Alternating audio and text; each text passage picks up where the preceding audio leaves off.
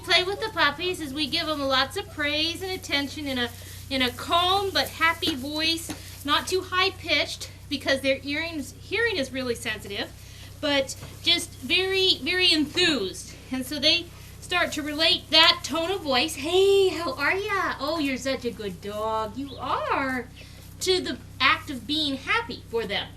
So we want to keep them happy, and then we just want to keep repeating phrases. It doesn't even matter what you use, just so long as the tone of voice is upbeat.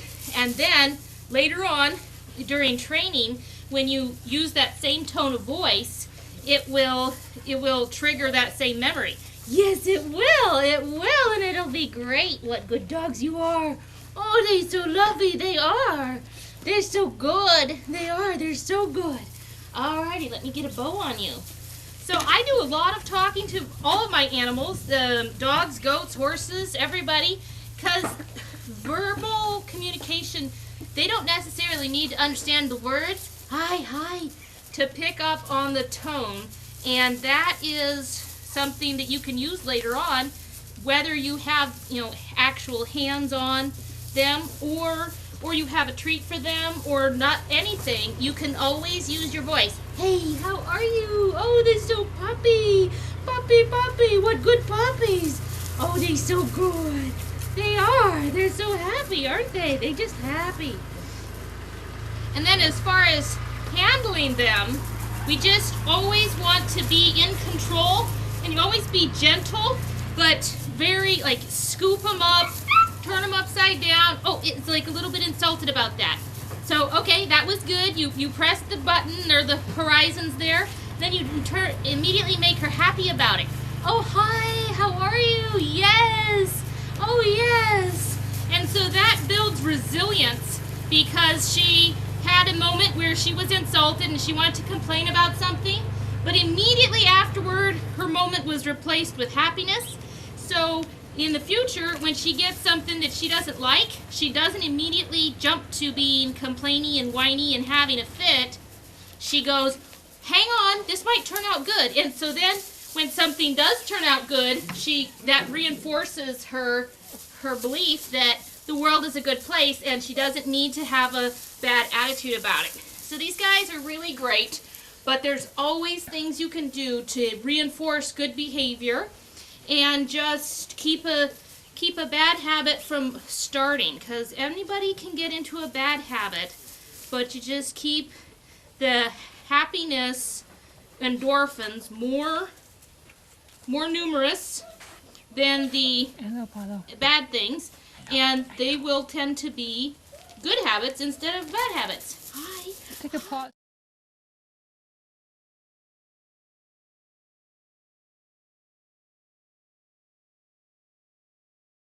Okay, good dog. Oh, he's such a good dog. And right now I'm letting them chew on me. I'm letting them pretty much do anything they want because it makes them happy and really forward, really attracted to people, really wanting to be involved. And that's how they are. That's how they get involved with people at this stage. They want to lick and they want to chew a little bit. It's okay because they can't hurt me. And we're just getting that mind pattern of being really excited about people. So yeah, hi Ariel. Hi Ariel, you want to get your bow? You want to be next, huh? And I just manhandle them a little bit. Oh, see, he squeaked a little bit and he was like, I don't like that. Oh well, that's too bad. It doesn't matter what you don't like, because this is just happy when you get along with me. Yeah. All right, go on. Yeah, I'm still rolling. So we just make sure that they keep happy, and also do a little bit of manhandling. Manhandling at this stage is important because it keeps them from thinking they own the world. Yes! And then just keep them happy with that. Then they're okay with that prospect of not owning the world. That's not important to them. The important is to keep them excited about life and hopeful that wonderful things are going to happen. So right now I'm adjusting her collar. Hi. Yes. And she doesn't like it exactly. She's going to be like, no, I don't want that right now. And I'm like, that's too bad. Yeah. But it's always happy. Even when they don't want something, I'm still happy. I'm never out of sorts, no. Not at this stage. Like later on, when they get to be teenagers, you're going to have to be the big bad mom sometimes and yell and be about ready to come off on somebody. And that's something that you do later once their brains are more adult. It just depends on how hard they're being. If they are really going like, "Arr!" If they ever growl at you, that's when you snap and you're just coming unglued. But right now, they're just mildly protesting. That doesn't get your feathers ruffled. No, mild protesting just gets overridden like this. Yeah, overridden. It's overridden. Yeah. And you turn them upside down, and they're just like, well, okay, if I hang out like this long enough, good things happen, so it's okay. And that's the deal. Constantly be coming back to a happy place. Hi, cat. Here we got Yellow. Hi. You got your bow dirty, didn't you? You did. You did.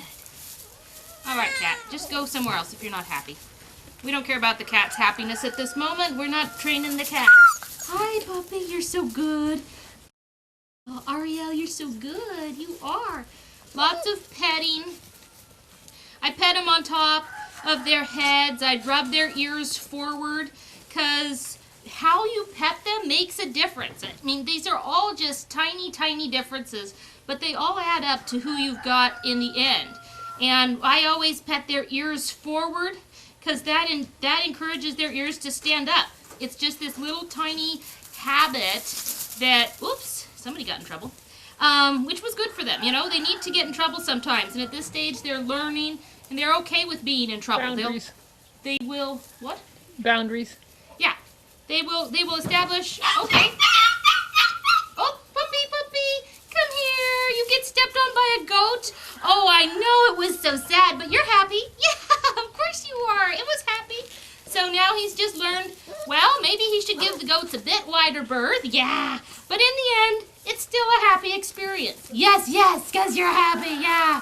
So one of the worst things you can do for as smart a dog as this is to coddle them too much as a baby and you get upset about something that happens to them, which is basically just a boundary experience, and you blow it out of proportion and go, oh no, you poor puppy, oh no. And then they will take the cue from you, and then they will go, oh no, that was a terrible experience. And then they'll develop a phobia or something. Because they really are developing so much of their personality at this stage that you can make a huge difference just in how you respond to life and the things that happen to them. No, you're just going to stay here for a minute. Yeah, it's so sad. And it's okay. I don't care if he whines a bit. Yeah, because I know I can make him happy, and we're going to just learn some restraint, some self-control here, and it's good. We're all fine. We're good. Got no problems. And restraint is very important, right? Restraint is self-control. Self-control means politeness. You can't have a good dog without self-control. So you need to get that in their little brain. Oh, look at him, and he's still happy and loved. Now, this is a day I'm going to introduce some treats to them, and we've never done this. This is their very first time. So this is how I introduce treats. I use a pancake, which is made of whole wheat flour, farm fresh eggs, and goat milk with a little bit of salt, and then some baking powder to make it fluffy. What we do here is we're teaching them how to eat it. And as you can see, he likes the idea of it, but he doesn't know how to actually do the eating part. So he keeps spitting it back out as he tries to chew. So this is just something you take some time, and you don't want him to become snappy over this or possessive or rushed. So we just go really calm. Hey, no, redirect back to the part you chewed up. Wait a minute, it's over here. Nope. And this is always a little bit of a, yeah, I know. Yeah, you're just upset. Well, that's too bad. There, it's down here. There you go, see? That was a good result. He was starting to get fussed because he felt like he wasn't in control of the situation and it wasn't going the way he wanted. But that was fine because in the end, we redirected him, we took control of the situation, and it turned out well because he got the food. There now. You're just not paying attention to this, young man. Wait, are you gonna pay attention to this?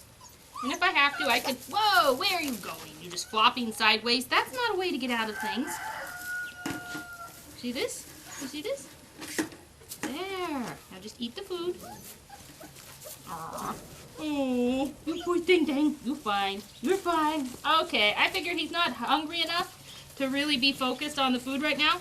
So that's all the introduction we're going to do for him. And we're going to throw him off. So we're going to do the same thing with Yellow. Hey, Yellow, what have we got here, huh? Yeah, there you go. Good girl. Oh, you're out. No, no biting of persons. Can't bite people parts. There you go. And that's another thing. You can't allow them to bite your fingers, but they need to learn not to bite. So you have to put your fingers right in there, let them get involved, let them get risked a little bit, but there you go. There you go. See, that's the thing. And then they learn to go for the treat, but to avoid one's fingers. And they know that that's a thing that they need to be thinking about. And so that's totally something they can learn, but they just have to have that pointed out to them in the proper way. Yes, you're such a good dog. Oh, look at you. Look at your goodness. Oh, you're so good. You want to go now, huh?